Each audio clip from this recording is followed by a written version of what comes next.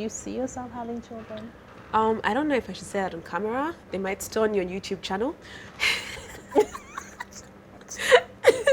Let me be honest. Be honest. I'm very open-minded, Okay. which I'm grateful for. I'm so grateful that I'm open-minded, because if I wasn't, some things in this world would be so strange to me. I'm very open-minded, and I understand, you know, the world. You have an idea for your life, but the world works one way.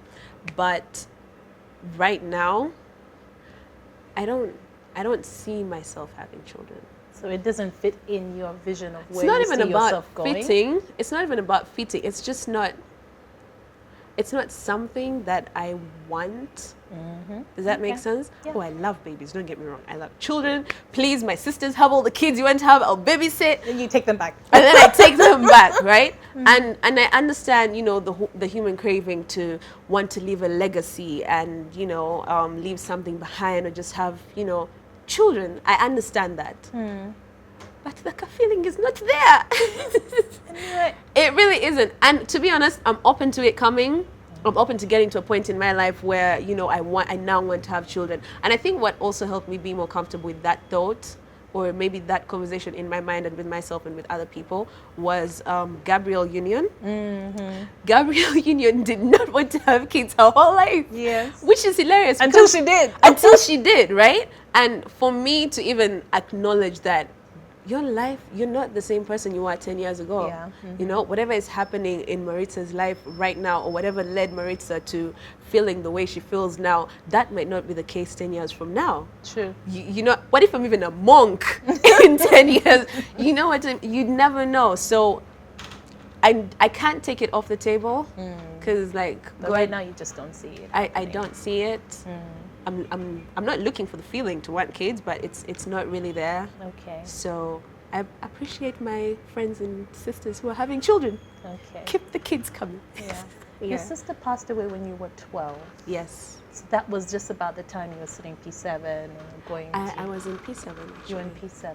Yeah. So where did you go for secondary school? I went to Aga Khan all 5.5 years. Okay, day Yeah. scholar the whole way. Yep. Because your parents were still like, Well, not really. Well, your mom. My mom, well, kinda, not really. But both my sisters went to A level at a boarding school. Okay. They went to Vienna College. Ah. Yeah. And then my brother has been in boarding school all his high school. Okay. Yeah. So I liked Aga Khan. Okay. I liked Aga Khan. Plus, when I finished S4, they had the International Baccalaureate program. You know, so many times I'm like, hey, you're so selfish. But I'm grateful that I got to do the International Baccalaureate program. It cost a lot. I think it half broke my mom financially. But it's one of the things I'm most grateful for. Did you ask for it specifically? Yeah. Okay. Why? Because I thought it would look cool on my CV.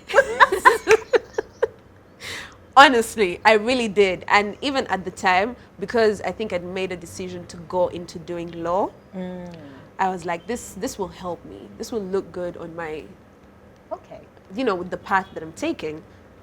I'd made that decision, but I knew where I was going. What happened? Let me tell you something, yeah? When your path has been set for one, that's the honest truth. You can't fight the direction you're headed. It doesn't matter what you do. So I went to law school. I did all 4 years. I unfortunately didn't graduate. Okay. So I went to school. I did the 4 years. This was McCarran? No, right here, Cavendish. I went to Cavendish University. You went to Cavendish University. Okay. Did all 4 years. Didn't graduate though. And as soon as I was done with the 4 years, I couldn't. Even when I was doing the 4 years. So when you were doing law, Yeah. when you were studying, it became clear to you that's not what you wanted to do? I knew as soon as I started, because after the first semester, I quit. Oh. Yeah. Okay. I quit. My mom gave me the fees. I kept the money. Thank God I'm not a money eater. The things I'm so grateful for, though. But wait, still, the fact that you just didn't go back? I didn't go back. I didn't pay for majority of the semester. I wasn't in school. Do you want to know how I went back? I was trying to figure it out. I knew I wanted to be in theater arts, entertainment. Like, that's always been my passion from day one. Okay. Right? Yes. So who knew about this? Was it your sisters? Was it your mom didn't know?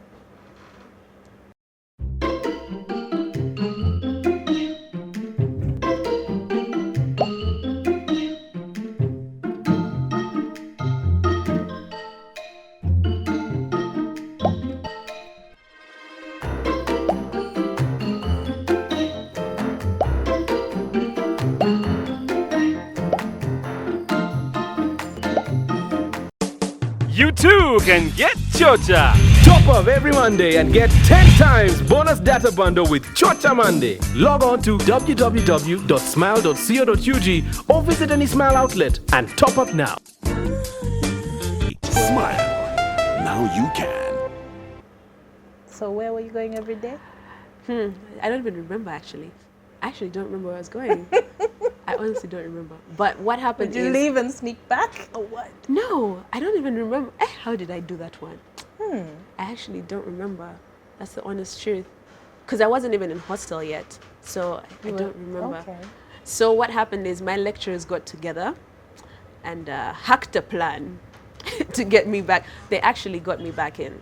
Yep, they were like, you know what? Leave all the coursework. You don't have to make up for the coursework. Just pass your exams. Just pass your exams.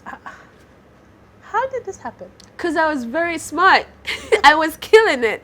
And you know what was weird? That entire semester that I missed class, didn't go to school or whatever, and thank God I still had the money. So I paid the tuition. Like, I actually had to go meet one of my lecturers who was actually a lawyer. He's like, no, you've started something, finish it. You're brilliant, you're good at this, da-da-da.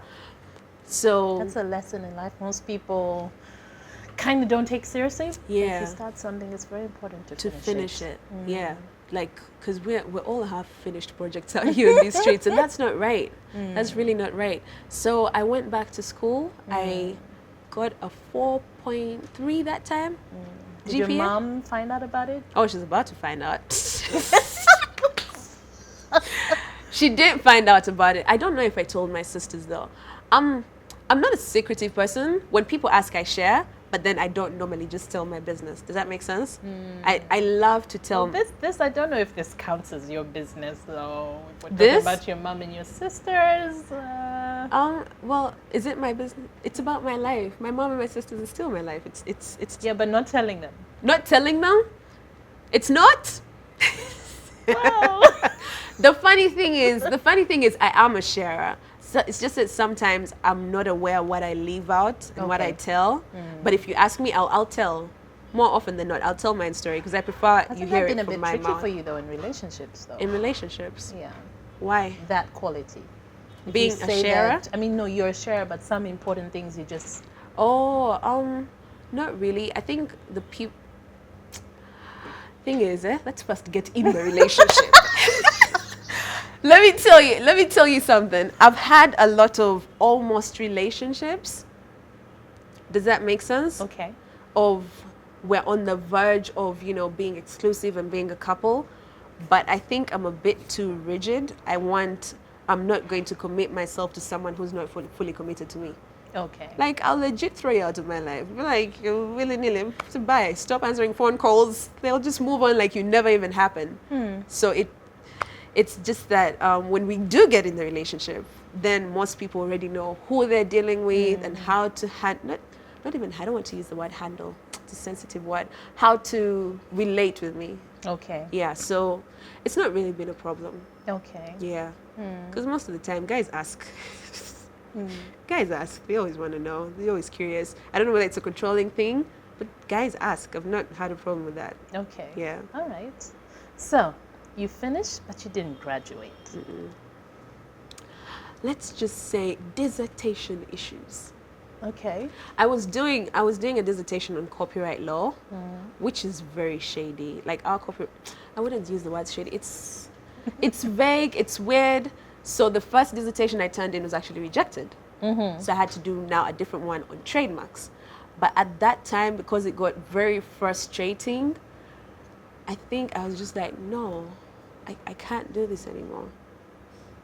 So you Right. decided. Yeah, it was actually mentally, almost even physically breaking me down. It was just like, I know this is not where I'm supposed to be. I know, because even at the time, before I left uni, I'd already started doing spoken word poetry. Yes. I was out here in these streets killing it. So like, I'd seen the light at the end of the tunnel. What do you mean I still have a tunnel to go through?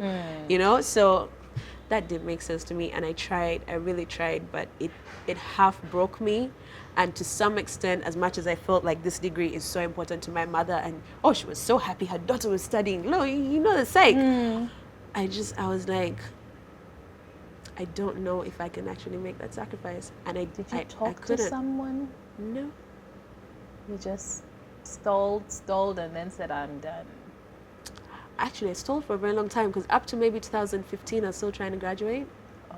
This is after I was even on radio. I'd been on radio 2 years, and it got really frustrating. So I was like, I can't keep doing this. Like, that was literally me. It damn near broke me. So I was just, no. Okay.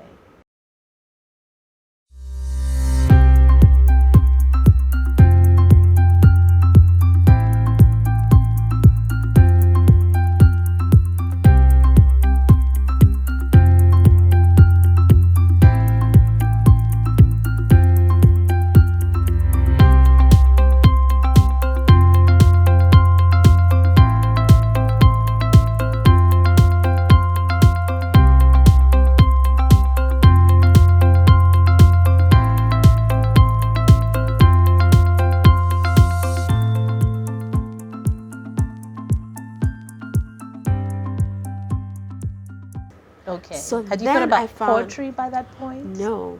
Okay. You want to know something funny? When my mom used to get us to read poetry when we were growing up, I was the one who was always grumpy.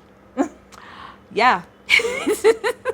And I now you wasn't- love spoken word, which No. is You know? a very fluid form of poetry. And I'm actually really good at it. So I find Marshall Soulful Jones, and he's here doing poetry and spitting words and expressing himself and doing everything I have ever wanted to do that I didn't even know I wanted to do. And yeah, the rest is history. That was actually the very first poem I ever performed. And you know Okay. what's funny? Those guys were refusing to put me on stage. So the beef that I got on stage with had them shook. Who's this now? I don't even want to. You know what? Come Let me on just say it. now. Let me tell you. So I went for Quivuga maybe 2 or 3 times before they let me get on stage. The first time I get there, I pay my 10K. Campus money is hard. Huh? I get my 10K. I'm like, please put me on. Da, da, da. They're like, oh, okay, you're going after this poet. They forget about me. Second time, please put me on. I have this poem that I want to do. Da, da, da. They forget it. Like, Agaba is my homie now, but back then I was like, why is he not letting me on this stage? I'm fire though. So third time because I'd gone there with one of the more popular spoken word poets at the time. I think then maybe I got more attention. And then also I refused to go. Like, I was in his face all the time. So I stood at the entrance where he was passing a lot. So I'm like, any minute. You know what time they put me on? When people were way too drunk and the show was closing. This is after Munji had performed, actually. Oh, man. After the main act. Oh. I was like, But you said "Eh." determination gets you places. I was like, you know what, God? I see what you're doing. I got on that stage. People who were outside came inside. Like, it was lit. And I actually, because I started out panicking and I was like, oh, damn it, guys are drunk. No one's listening to me. And I was like, you people are going to listen to me today. The beef that I performed that poem with, it was so intense. And I actually felt it as well. And I got a standing ovation. So Awesome. I was like, yeah, Okay. this is where I'm supposed to be. And you guys cannot tell me otherwise. Okay. So Well, you found that special place where people do appreciate spoken word, because to many people, it's still a new concept. even to this day, and that was 2012. That was 2012 May. I remember so well. So yeah, spoken word. I started doing more spoken word. Were you already on radio at the time? No, Okay. I So started this doing is uni. 2012. This is uni. So I do more spoken word, and then I actually got a chance to co-host at a spoken word platform called Open Mic Uganda. Oh, yeah. So I was Open Mic Uganda's co-host from 2012. Imagine, I started in May. June, I was hosting Open Mic Uganda. Okay. I was so grateful. I was like, yes, this is a sign.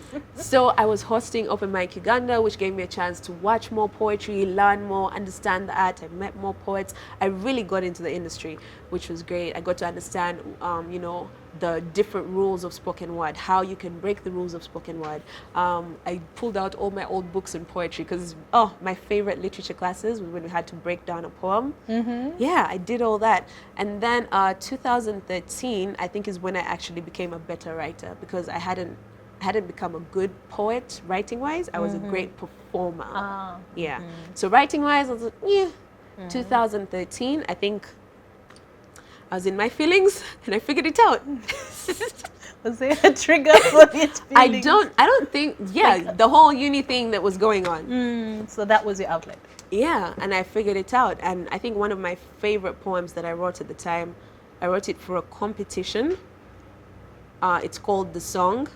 One of my favorite poems I wrote at the time to this day is still the, I think a class can study this poem. Does that make sense? Okay. You can break it down, analyze it, the structure. Hey, I put in work in that poem. It's called The Song. I perform it, I think, the most. And every time I perform it, people on Twitter are like, this chick. That's some intricate stuff. So that's when I actually, transitioned into a better spoken word poet, and a better artist.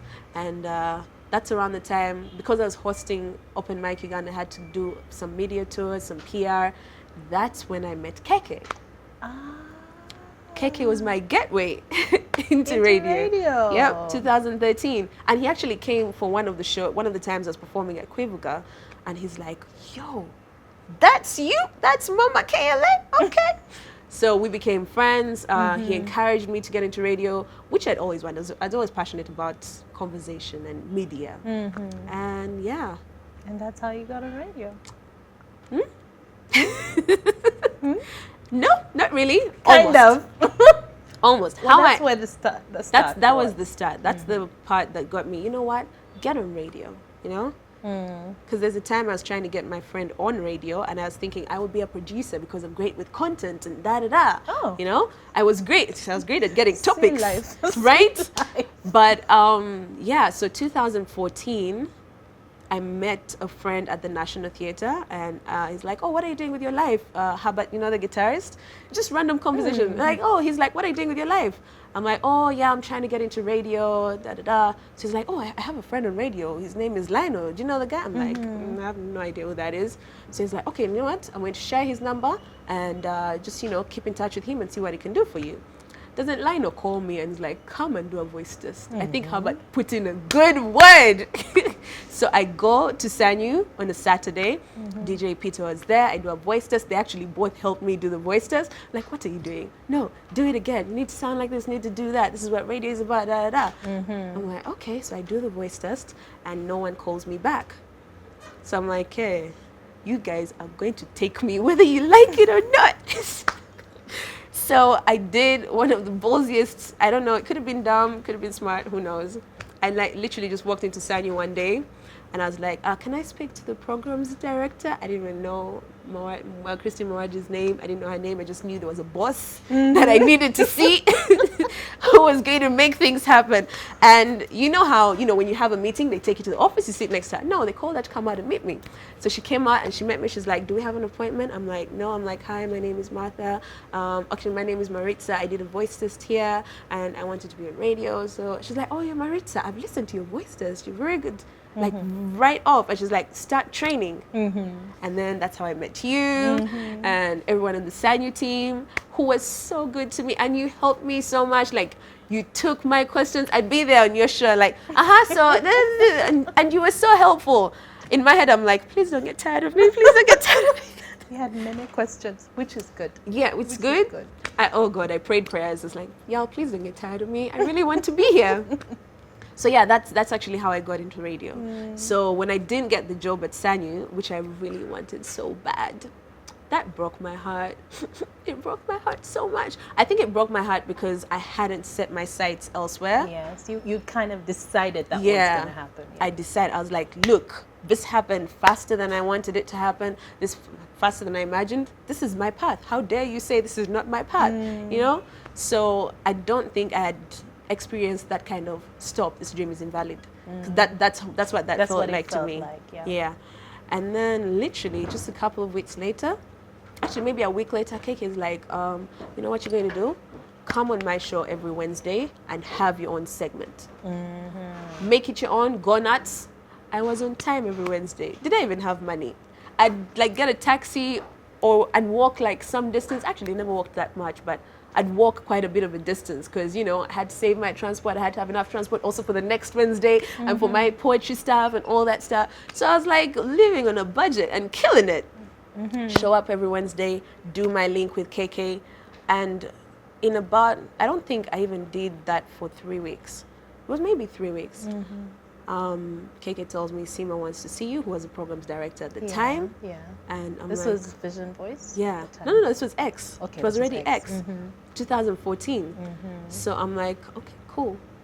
So I go, I meet Seema, and I think she was very impressed because she was like, oh, so someone's going on leave on Monday. Do you think you can come in and sit in for them? It's like, yeah, of course I can. I can do this. I can do this. I was freaking out. I had no idea what I was doing. And this was literally in a space of a month from when, because Sanya didn't give me the job at the start of May. Start of June, I was on air, breakfast, XAM. I was like, yeah, we're doing I think this. that's a lesson, though. Yeah. Sometimes you think things are going to unfold in a very specific way, and there's a bit of a detour, but you still get what you want. You still get what you want. And then 3 weeks of sitting in on the breakfast show, I'm like, oh, okay, so that's that. Who's the next person to fall sick so I can sit in for them?